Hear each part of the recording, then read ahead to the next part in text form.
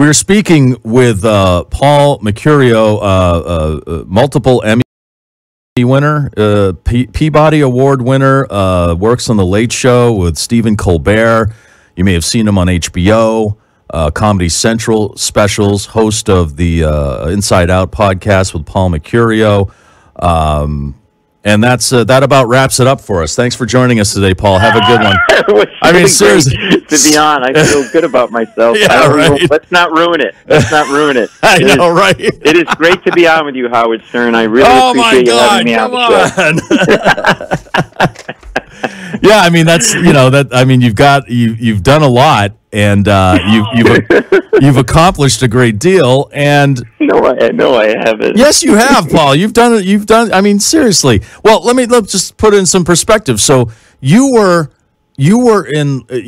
getting into law, and you were also in finance, and you left all that. You were like a Wall Street guy, and you left all that to get into comedy. You left a potentially high paying job to get into a job where you would be sleeping on people's floors, and eating leftover mac and cheese. It's like, seriously, I mean, that takes huge nuts to do that. Yeah, well, now I feel really depressed and I can't be funny. So appreciate this, really. What do you mean? I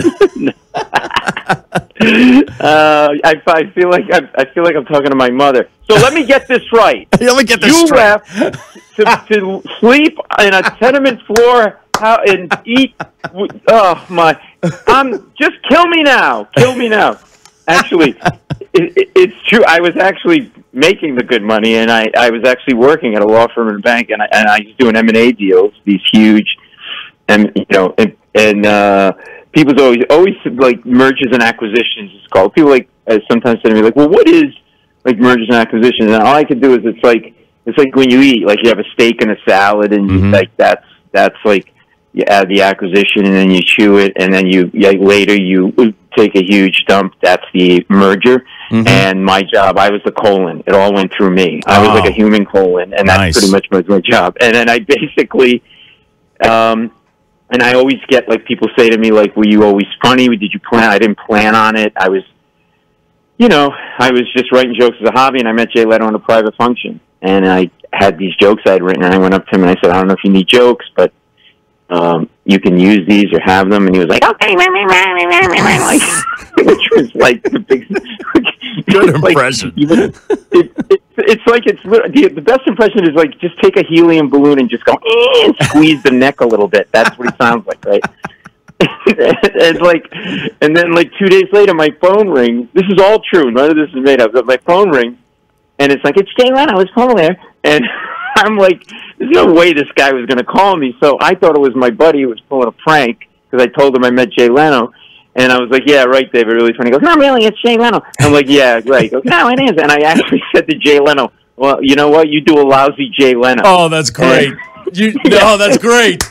It's like, and then he goes, No, it's really me. He met me the other night at the thing." I'm like, "Oh my God, I just blew it. Oh God." And then he said, "I'll hire you to send in jokes for the Tonight Show monologue because I need them, and then I'll pay you $50 a joke." Wow. And that's how it started. And then he said to me, he goes, "By the way, what do you do for a living?" I go, "I'm a lawyer." He goes, "I knew it." I go, "Why?" He goes, "You write like a lawyer." He goes, "You're writing jokes. You're not writing the Magna Carta. Get to the punchline already."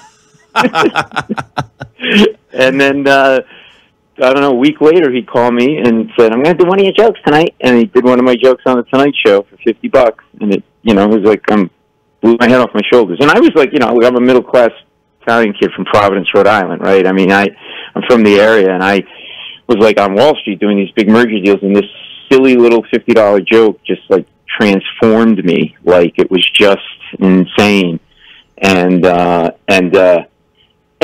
it also like just, I was doing M&A deals at a time when like that was like, you were considered evil if you did that stuff. Cause it was, when mergers happen, there's duplication of jobs and people get put out of jobs. Right? Oh, I know, Paul. I'm a product of that. Yeah. So, okay. Yeah. Good job on that. That's great. Leave it to me to bring it up. Thanks for opening that wound. We'll be right back. And you have any terminal illness you want to talk about? I'm the guy. People always say to me, "You are evil. You do M&A deals. You're evil. You kill kittens." And my response would be, "Nah, we would outsource that. We exactly. Yeah, do it. You could do it for cheaper, right? Yeah, exactly. I'll give you a cut rate deal." And yeah, that's kind of how it all started. And I just decided to jump and go for it full time, so I didn't want to look back and say I should have. And you're not joking about living on I had like a beautiful. I owned an apartment in Manhattan, doorman building, and I sold it and started over again. And I moved to a rooming house in New Rochelle, New York, for $327 a month. I had a 10 by 12 room that I lived in, like a little room, like I grew up, a little bedroom, and it was.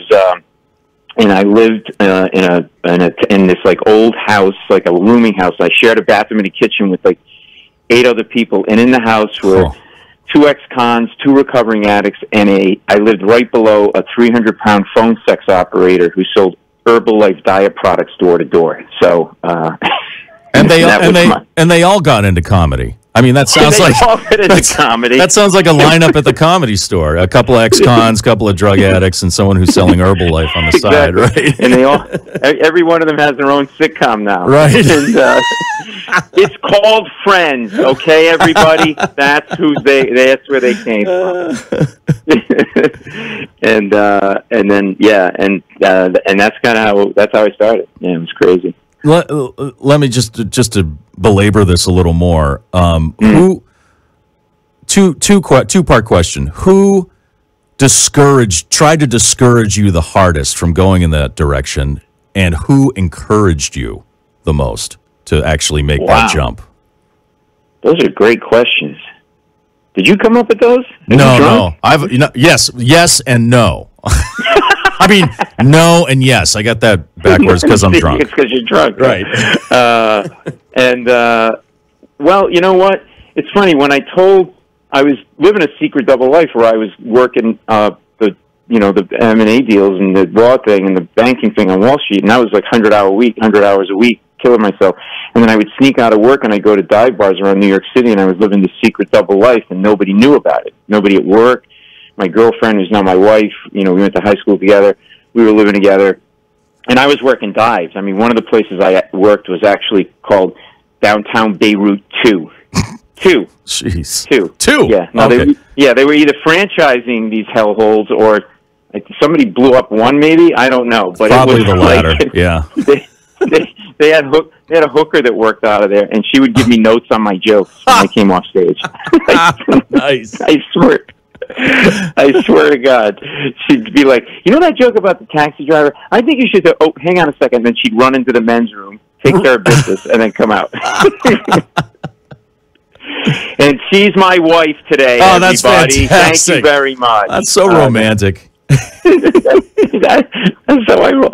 That really is all true. I was like, here I am in like my Brooks Brothers suit in a dive bar. There was a night where I was about to go on stage, and there was a guy before me playing "Blowing in the Wind" badly, like like that, right? It was like an open mic night thing, any kind of performer, and it's like folk singer, right? And then there's a scuffle at the pool table, and a guy cuts another guy across the side of the neck with a box cut. It was over a drug deal. Now the guy he cut is bleeding, but he's not like deep cut where he's passed out, but he's bleeding a lot, and he's drunk, and he's screaming, "He cut me, man! He cut me! I know where he lives!" And his girlfriend's like, "Oh my God, look at my boyfriend!" She's crying, he's screaming, "He cut me, man!" The answer, my friend, the guy just keeps playing. Like, yeah, that's right. he was waiting 2 months to get on that stage. He's not getting off, right? That's right. So I think the show's over. I start to walk to the door, and I say, all right, I'm out. And then all of a sudden I hear the MC go, "All right, you guys ready for some comedy?" Please welcome the unarmed Paul Mercurio. Exactly. I go on stage in my Brooks Brothers suit, okay, in the diviest bar in the Lower East Side of New York City, a stabbing. The cops are there now. The walkie-talkies, "Hey, there's 600. You got me, man. Look at my boyfriend." Like, scream. I go on stage. I'm like, "All right. Nice to be here at Downtown Beirut 2. I always wanted to follow a slashing." And thank you. Yes. I thought that was pretty funny. Yeah. The guy who got slashed heard me say that, and he thought I was making fun of him. And he goes, "Hey, you making fun of me? Oh, I don't need to take this from you. and he had these bloody like cocktail napkins he was using to wad up the blood, and he throws them at me. Oh my God! And and they stick to my shirt, my white Brooks Brothers shirt, and I'm like, I'm so mad now. I'm at this point. I'm like, I'm staying up here. I'm saying to myself, I'm going to stay up for so long till this guy passes out or dies. I don't care, right? And then he goes to me. So I'm trying to tell jokes. Nobody's listening. Nobody's paying attention. And he turns back to me. I got this huge grapefruit-sized blood stain on my shirt. And he turns back to me and he goes, "Hey, what are you doing anyway?" I'm like, trying to tell jokes because I think he's going to come after me, right? He goes, "Oh yeah." He goes, "Nobody's listening to you." I go, "I know." He goes, "All right, hang on a second." And he turns back to the bar, and he goes like this. He goes, "Hey, everybody, shut up! This guy's trying to tell jokes." Whoa! This is the guy that got slashed saying that? Oh my God! Yeah. Oh my God! And every time, I swear to God, every time he'd scream, a little bit of blood would squirt out of the side of his neck. Every time he'd emphasize a word. Oh my God! Yes. Yeah. Well, that was my life.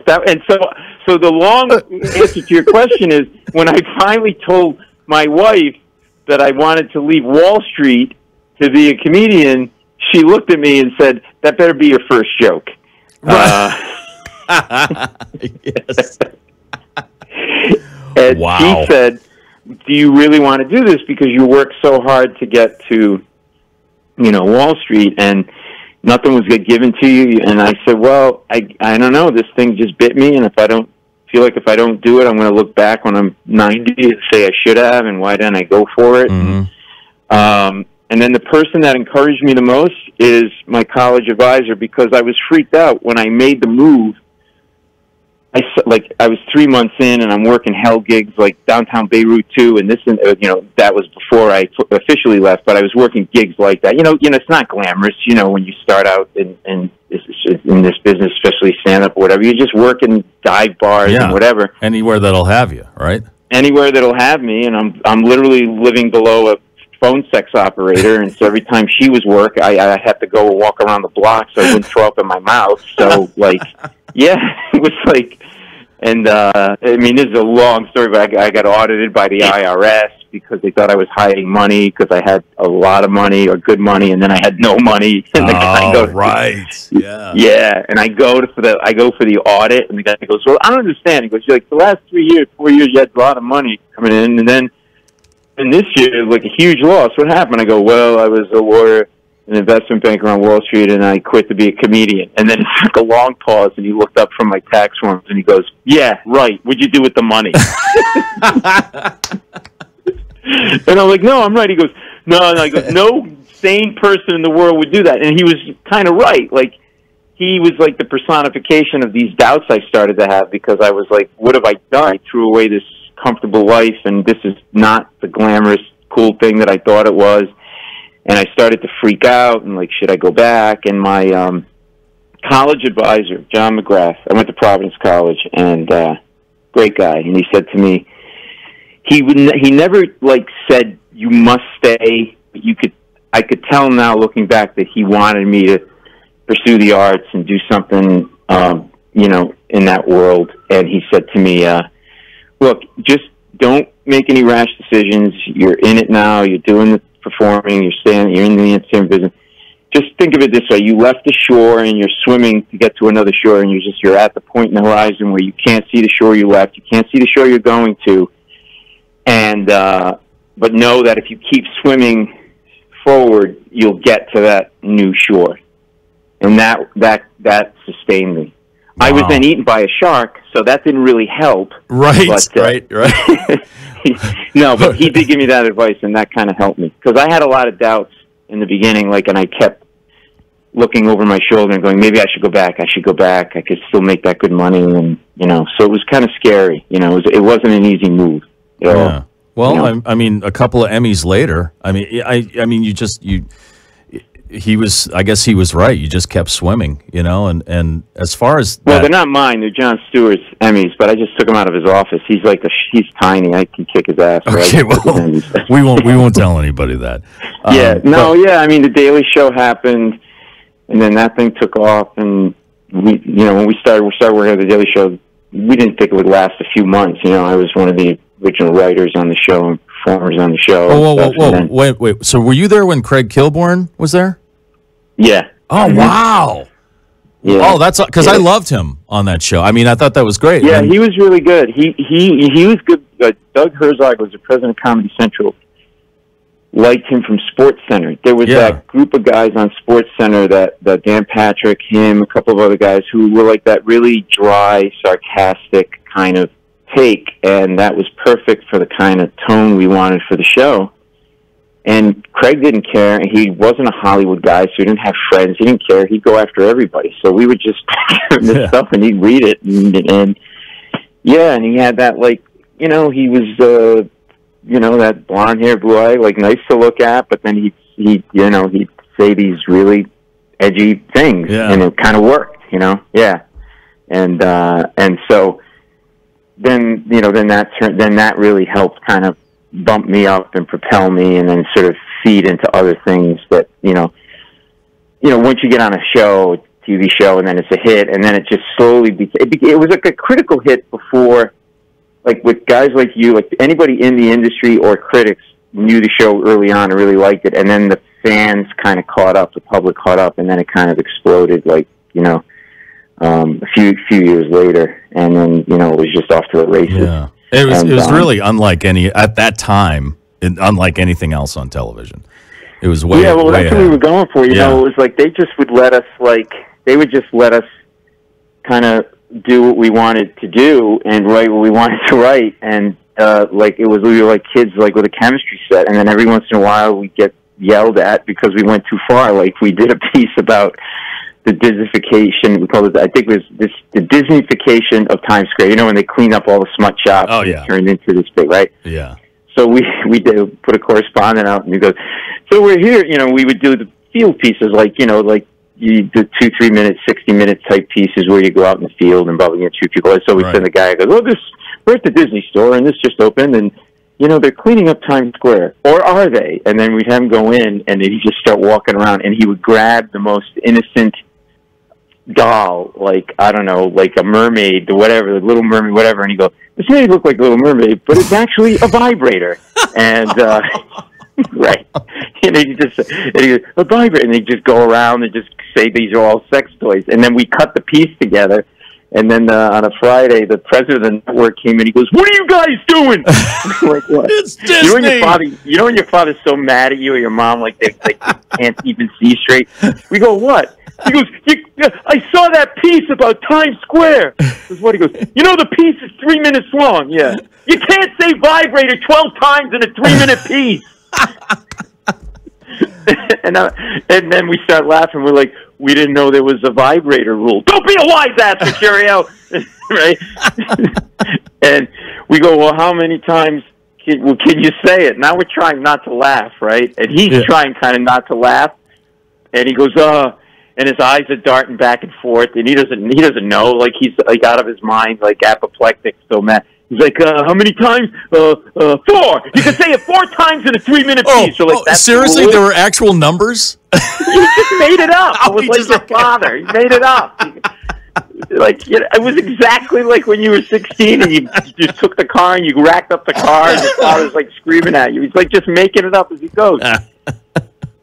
Yeah, there's a million of those stories, and and so we would cross that line, but they wanted us to do that, I think, and then they'd pull us back on far because we didn't want to be milquetoast. We didn't want to be just like soft with it, and and all that. So yeah, it was like I remember sitting. It was like half the time we'd sit there, we'd write something. You think we can say this? I don't know. All right, well, let's try it. Right. Do it. Put it in the script, and then you go, and then if you get yelled at, like, So it was, and then that kind of really helped propel me in other areas because the show then really took off.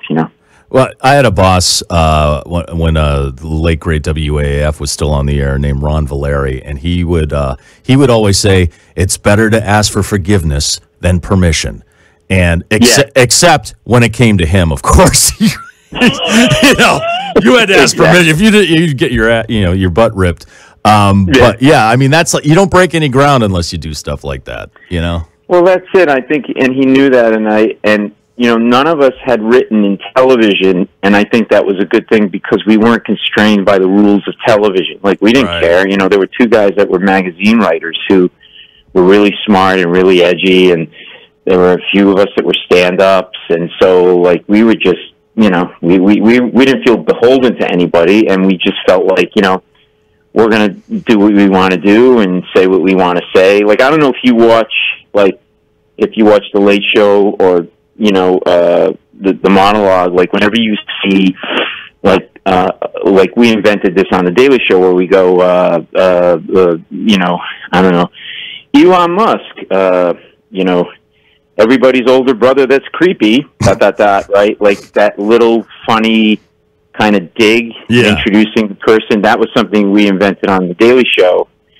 Just somebody did it one day in one of their scripts, and then we're like, that's hilarious. And then we all started doing that, and that still lives. There's, like, if you watch The Late Show and you watch our monologue, you'll see almost every time Joe Biden seen here trying to be Tom Cruise in Top Gun, something, right? Yes. Like, that comes from there. There's a pedigree that goes back, because Colbert came in a couple of years after the show started, and then that became the Colbert Report, his thing, and then that became, the Late Show when Dave left. So it's sort of like there's a sort of lineage that goes back, and then John Oliver's an offshoot of it, Samantha Bee, and all that. Yeah, a lot of people came from that show. Yeah. And we would have fun with it, and just we all wrote together. Steve Carell, and Steve Carell really cut his chops because he found his voice by being like the guy that kind of was dumb, but but not really, but like comes off like smart, but doesn't really know anything. Right? That he figured out that take, and then I remember like we were doing something with the map for an election night or something, and he's like, John, he'd have a lot of confidence, like, John, I'm here, as you can see here in the great state of Michigan. Excuse me, Stephen, that's Vermont. Sorry, John. Yes, and then, like and then he go like, okay, Michigan, then that's Arizona. And then he just go into like a cry. He go like, oh, I don't know the map, John. It was just. You know who else was really good at that? The late great Leslie Nielsen was great at that in the Naked Gun movies. He did that. He played like the straight guy. He said something in an interview that always got me. He's like, I'm not a funny guy. I'm just a normal guy that says funny things. And that was him. He like that, like you just described. He was like smart, but he didn't really say smart things. Yeah. Right, and he figured out a way to deliver that and a character to be, and you kind of have to find your voice, like Steve Carell did, Stephen Colbert did. Like, you got to. I did like in stand up and on that show and other shows I do. You got to kind of find your voice, just like you and in hosting a show. And it's like, but I loved Leslie Nielsen. He also had that deep timbre of his voice where like he said things with such authority, but then the actual words were just ridiculous and dumb. So the juxtaposition worked. It was perfect. Well, I thought it was great. As you probably know, I mean, if you come confident, people will believe you at first until they figure it out. Yeah. Right. And then you realize you're just a complete numbskull. Right. Because what we were doing was we weren't just parodying the news and satirizing the news. We were satirizing the delivery of the news and the news media itself as well. Those lame, every they call them sweeps week, where ratings mattered and were clocked. They would always, your local news always does an undercover sting prostitution story, right? Because it's salacious, right? So we would parody all of that stuff. So there was like a gold mine for us because it wasn't just the news and the headlines and what was happening in the news, but it was like, the absurd way.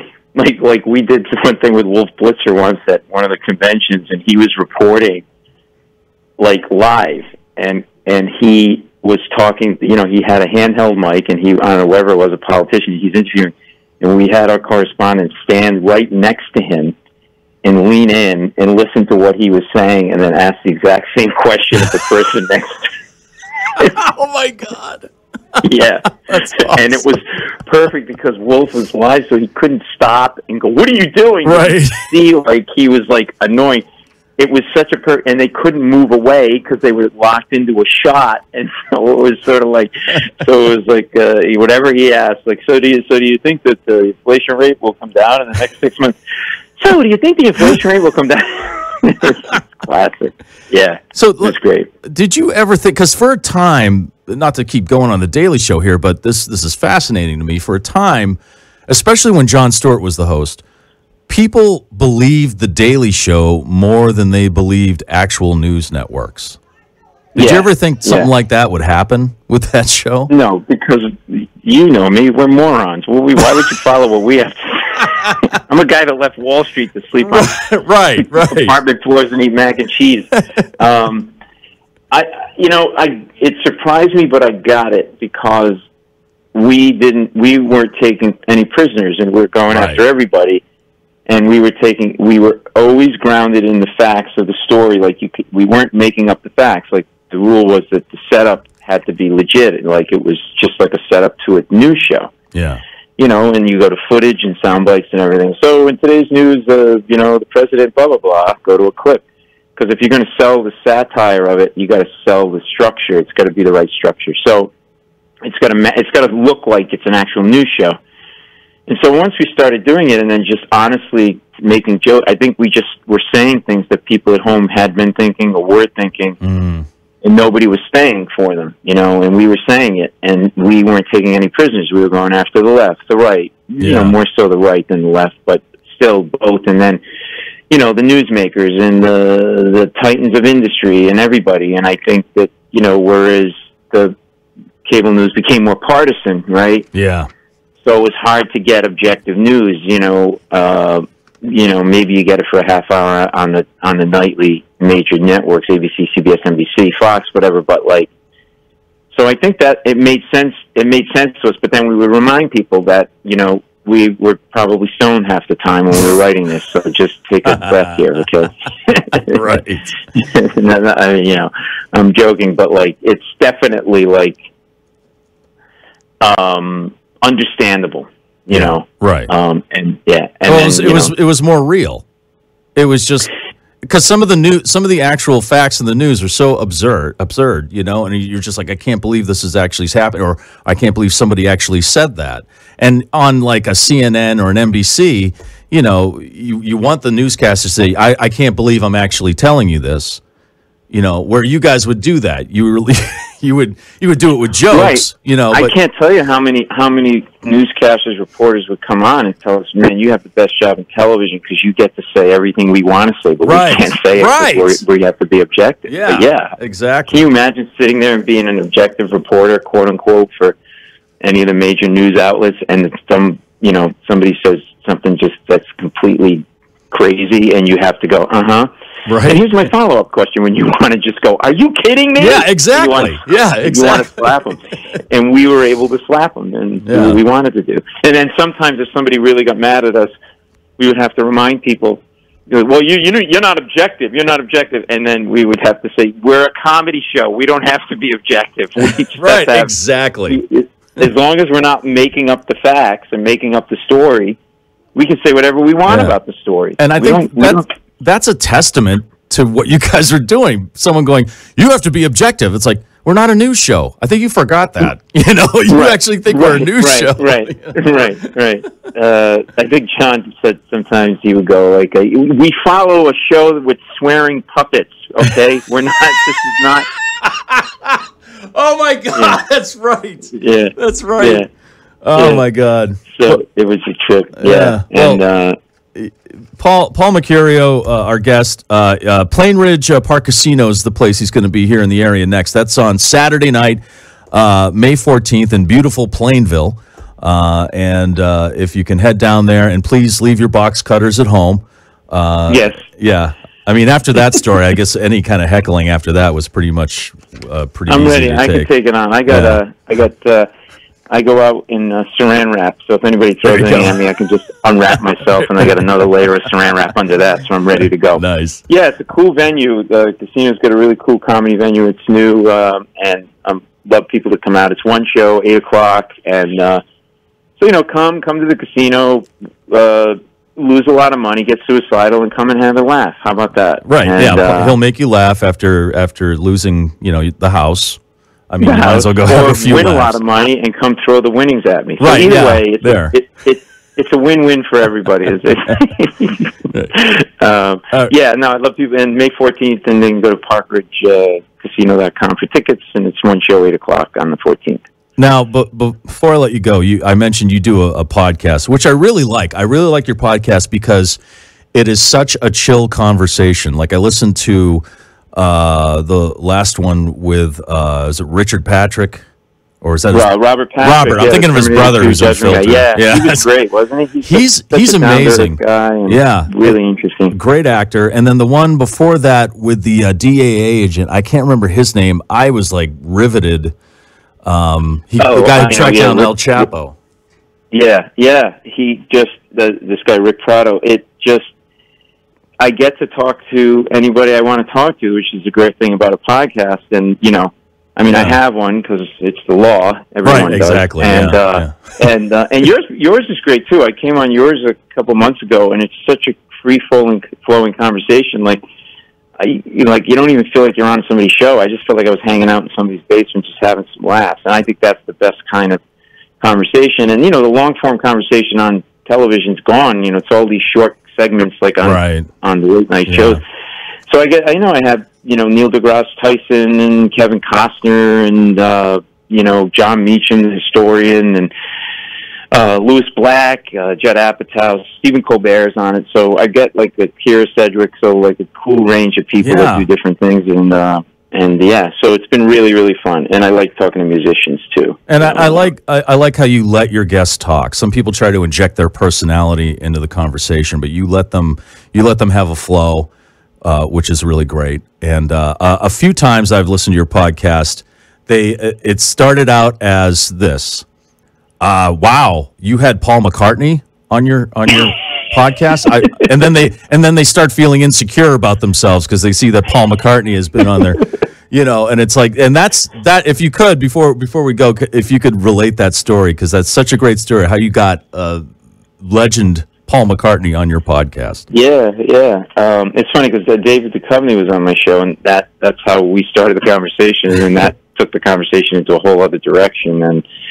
And if you haven't heard it, listen to David Duchovny because we talk about music. He's a musician too, and he's got a couple of albums out. So I love the conversations that go in places you don't expect. But yeah, I was working on the show, and Paul McCartney was a guest on the show, and he had just finished rehearsal, and I round the corner to get into the studio, and standing in the hallway all alone is Paul McCartney, like all alone. I know. Usually at that level, they have like assistants, managers, bodyguards, things. Yeah. And when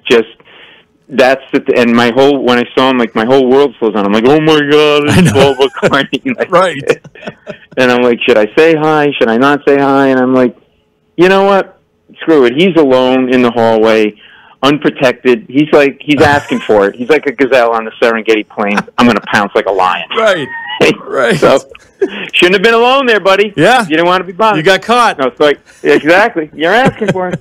And so I just go over and I say, it's an honor to me. I'm looking forward to your show. And the performance is a huge fan. And I walk away. And he goes, no, come back. He goes, what's your name? I go, Paul. He goes, oh, Paul, that's a good name. I'm like, okay, I'll do the jokes, buddy. You just play your love me dudes tunes and make millions, all right? This is all I got, buddy. No. I go, thanks. He goes, what do you do? I'm like, I stand up, I act, and blah, blah, blah. I work on the show. He goes, oh, yeah. He goes, you got a kid? I got a kid. Yeah, you travel a lot? That's tough when you travel. You go, yeah. So like 5-10 minutes go by. I'm talking to Paul McCartney like I'm talking to you.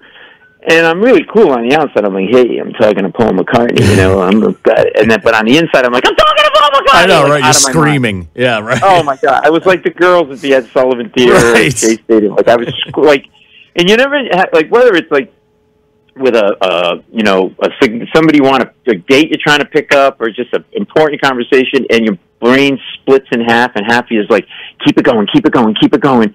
And the other half's like, don't say anything stupid, don't say it. I was having this internal conversation with myself as I'm talking to him. And as I'm talking to him, I'm getting closer and closer to his face because he's iconic, and I'm checking out every nook and cranny on his face. Oh my God! And I got like the close talker in Seinfeld. I was so close to him that at one point he started to lean backwards, like to get away from my face. Like I was, I was like the chimp on the you ever see the chimps in the Family of Chimps when they clean themselves? Like I could have, I was so close, I could have cleaned like fleas off his eyebrows. I was that close. God. And then I'm like, okay, let me leave this guy alone. And I go into the bathroom. I'm hyperventilating, and I love to talk to people on my podcast about the process and how they do what they do, especially musicians, because I'm not musical, and it's amazing to me that they can make that music and hear those sounds and put them together. And I think to myself, I say out loud to myself, Paul McCartney should do my podcast. Like, that's what I say, right? And then I go and I knock on his dressing room door and I say, I know this is crazy, but would you do my podcast? I'd love to talk about how you make music. And he goes, yeah, sure. Just oh, like my that. God. Just like that. Yeah. Just ask. You just had to ask. That fast. And then I got thrown because, I don't know, there was somebody, say there's this hot girl or hot guy you want to ask out, but they're way better looking than you, and you think, well, I'm going to ask them out anyway. Right. They'll say no, but at least I know that I asked them out. Instead, they say yes, and you don't have a plan. That was me. Right. You're like the dog that finally catches that car. Yeah, exactly. Right? And you're like, now what do I do? I got a little more than I can handle right here. It's hilarious. I'm like kind of stammering, and he goes, yeah, sure. How would we do it? And I'm not making up this voice. This is I suddenly started to make this voice, and I'm like, I'm like, oh no. And I'm like, and I'm rubbing my right thigh with my hand like Rain Man, and I'm like rocking back and forth, like, I'm like, I'll come to London. He goes, we're in a room in New York together. Why would you come to London? And then he goes, is it easy to do? I go, oh yeah, it's really easy. I actually said to Paul McCartney, I don't want to be a bother. You could do it on your phone naked from your toilet. I'm like, oh my God. Yeah. I'm like, I'm screwing this up. I'm saying to myself, I got to get out of here. I'm screwing this up. So I said, look, I'll just, I'll get your information from I'll set it up with your assistant or whatever I said. And he goes, no. He goes, come back. He goes, you and I will do it. I go, what do you mean? He goes, we'll just exchange numbers and you and I will do it because. Yeah. Paul McCartney. Yeah. We'll just exchange phone numbers. Yeah. Yes. Right? Yes. Yeah. Cool. Right. That's cool. Sure. And I'm handing him my phone number, and he's handing me his phone number, and my hand's shaking, and I'm like, and I'm like, okay, and I'm thinking, okay, I walk out, and I'm like, I remember when I handed him my number, I said, here's my number, and I'm not going to sleep with you, old man. And then I said, actually, you're a Beatle. I'll sleep with you. Whatever you want to do. I'm fine. No. We changed phone numbers. And I thought I got he's done this a lot. I figured he gave me a number to a Chinese restaurant or something, right? Right. Anyway, end of story. He does the show. I'm rushing to get to another show that I had to do. My phone rings. I don't have time to pick it up. I thought it was a telemarketer. I didn't recognize the number. And this is the voice message on my phone. Oh, okay.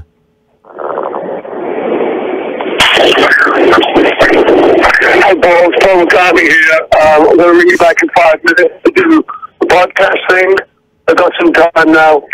Otherwise, I'm going to run out of time. So if you're there in 5 minutes' time, you call me. Okay, bye. I hope you have that on a separate thumb drive locked in a safe somewhere. I have it on my computer, my wife's computer, okay, my good, phone, her phone. Good. I have it at the Library of Congress. Yes. I have it in Joe Biden's presidential desk. I have it, and then I have one in my anus. So I think I'm good. Yeah. Oh, it's Paul McCartney. Oh, really? I couldn't tell just by you talking. Yeah, I love that part. He had to identify himself. Wow, that's amazing. And I've listened to that podcast, and he's very open about like you were curious about the creative process. He's very open about that, which is really nice. Yeah. He talked about just how I asked him just how they decided to change their sound so radically from album to album and not worry about losing fan base. And he said, well, we never thought things that way. We just we try something. We said, okay, we did that, and then we move on and let's try something new, try something different. Yeah. And we talked about how they collaborated, how they started out. And I didn't want to ask him, like, oh, did you hate Yoko, whatever, this, that, and the other thing. I just wanted it to be about, like, the music. And, you know, we talked about how scary it was, you know, him having to front the band on his own wings and everything. And, it, you know, it was very, like, very kind of revealing about, like, you know, but he just comes off like a normal person who has insecurities like the rest of us, you know, but just, yeah. So I'm really proud of it, yeah. So, yeah, it's out there with a bunch of others, and people can check it out. So I was really, like, and the whole time I'm talking to him, I'm like, don't say anything stupid, don't say anything stupid. I know, right? Yeah. I know. Oh, my God. Yeah. Well, that's amazing. And I highly suggest people check out your podcast. It's still called Inside Out, right? It's Inside Out with Paul Mercurio. Okay. And it's that, you know, with, like they say, wherever you get podcasts, it's iHeart, it's Apple, all that stuff. And and there's definitely something there for everybody. Authors, scientists, like actors, Paul McCartney, this hack musician, you know, everybody. He's in this little garage band from England, right? Yeah, you know, he's trying to make it, you know, hopefully we'll get enough downloads and he can get a record deal. Well, at least he didn't leave a successful job in banking to become a musician. Thank you for reminding me of that. I'm going to jump out this window when I'm done with this call. Thank you, buddy. All right. Paul Mecurio, and he's going to be at the Plainridge Park Casino in Plainville. That's on a Saturday, May 14th. Head out there, play some slots, go check out Paul, get some laughs. And, Paul, thank you so much for taking the time today and telling some great stories, man. I really appreciate it.